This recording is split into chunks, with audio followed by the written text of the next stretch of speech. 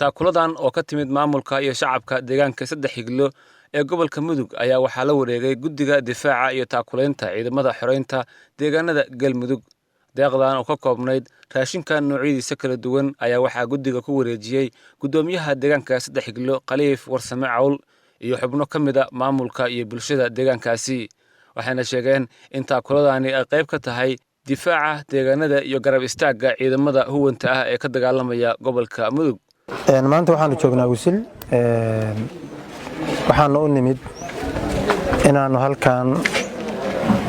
aan maanta la qaybsanno dadka halkaan difaaca uga jira maamulka saraakiisha ciidamada deegaanka cid kasta halkaan joogta oo maartay halkaan difaaca uga jirta waxaanu u nimid inaan la qaybsanno waxa ay yihiin waxaanu ka nimid saddex higlo socodkaan maanta ku nimid kii ugu horeeyay maahan kii ugu dambeeyana ma noqon doono insha Allah taala waxaanu wadnaa raashin aan ugu talagalnay inaanu uga qayb qaadano raashinkaas oo ka kooban 4 nooc oo quuto qaalibka ah bariis iyo bur iyo sonkor iyo saliid waxaan ku wareejinaynaa maamulka gudoomiyaha gobolka wasiirada maamulka wasiileed kullu ayaanu ku wareejinaynaa annagoo reer saddex higla aad iyo aad baa mahadsantihiin. gudoomiyaha gobolka Mudug Cabdiraxmaan Cali Diiriye Isxal kan degmada Wisil Xasan Cali iyo wasiir ku-xigeenka wasaaradda caafimaadka Galmudug Dr. Mahad Caabi Ciise ayaa uga mahad celiyay maamulka iyo shacabka deegaanka saddex higlo taakuladan ay la garab taagan yihiin ciidamada xoreynta deegaanada Galmudug. marka labaadna waxaan mahad celinayaa gudoomiyaha saddex higlo iyo shacabkiisa weliba runtii horena wax u keenay maantana raashin noo keenay oo mahad celinayaa raashinkaas oo ay ugu talagaleen inay difaaca koonfurta gobolka Mudug uga qayb qaataan kaasoo lagu baacsanayo argagixisada khawaariijta ah ee dalka ku soo duushay ee markaan si gabaabsi ah oo nafla caariga ah runtii waxaan leenahay mahadaan ka gaadho sheebkii laga soo bixiyana bedel khayr qaba Allah siiyo waxaanu leenahay cid walba oo horey wax u keentana waa mahad celinayna inta dhimanna waa ka rajaynaynaa meelaha dhimanna waa ka rajaynaynaa waayo waxaa la rabaa inaan isku tashanno deegaankayga difaacano ka saarno dadkan khawaariijta ah ee aan diinta lahayn ee arxanlaawayaasha ah qof walbaana inuu ku talagalo inuu maalin dhimanayo laakiin haddaad dhimanayso waxaa fiican inaad goobannimo ku dhimlatid diintaada adoo haystaa ku dhiman oo diinta aan lagaa leexin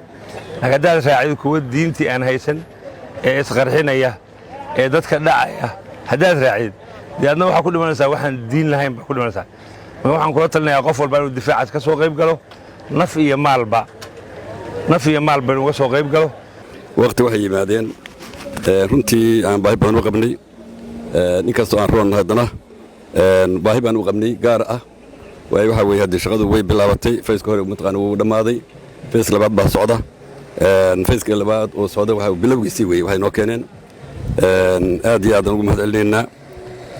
ma garanaysaa muxuu ahaa deeqdaas ka kooban 4 nooc oo kama kala ah bur bariis sokor iyo saliid wayna mahadsan yihiin hadda ka horna runtii waxay keeneen ari badan ayay keeneen oo mataqaan boqol gaari keeneen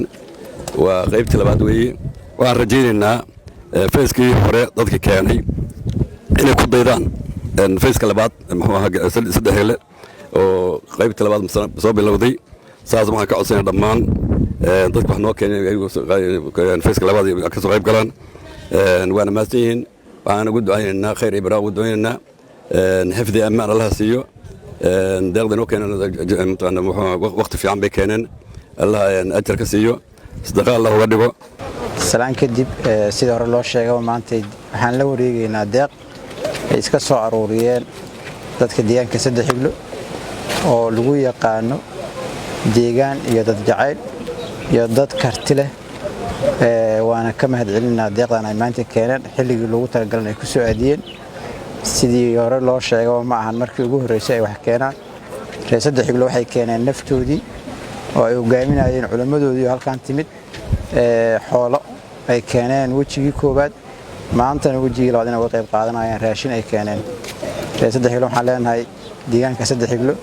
aad iyo aad u mahadsantihiin runtii intii la inka filaayey iyo ka badanba waa ka soo baxdeen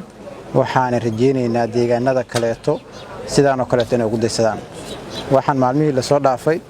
aan la wareegaynay deeqosaan oo kaleeto ah oo iska soo aruuriyeen dad muxsiniin ah oo dadka iyo deegaankaba jecel saddex higlo deegaankaas ay ka mid tahay deegaanada dhimana waxaan rajaynaynaa insha Allah tacaala inay soo raacaan oo ay ka qayb qaataan xoreynta deegaanada lagu xoreynayo looguna xoreynayo cadowga ku soo duulay waxaan rajaynaynaa waqti badan inaysan naga qaadan haddii sidaan aan iskugu soo gurmano oo qof walba uu keeno wixii uu awoodo waqti badan nagama qaadanayso laakiin haddii intayna joogta qof walba uu yiraahdo meeshaan iska jooga waxay nagu qaadan doontaa waqti badan inaan cadowga iska xoreyno marka waxaan rajaynayaa insha Allah tacaala si waqtiga nagu beeqaamo oo maalmay kooban ay naga qaadato dadka deegaanka jaaliyada dibadda iyo gudahaba inay ka qayb qaataan qof naf keenay qof maal keenay iyo qof aqli keenaba intaba ay qayb ka qaataan aad iyo aad u mahadsantiin assalaamu calaykum waraxmatullaahi wabarakaatu maalmihii ugu dambeeyay waxaa soo tarayay taakulada iyo garab istaagga loo muujinayo ciidamada huwanta ah ee ka dagaalamaya deegaanada Galmudug gaar ahaan gobolka Mudug ee dagaalka kula jira ururka Al-Shabaab Cabdi Xasan Awowe VOS TV Cadaado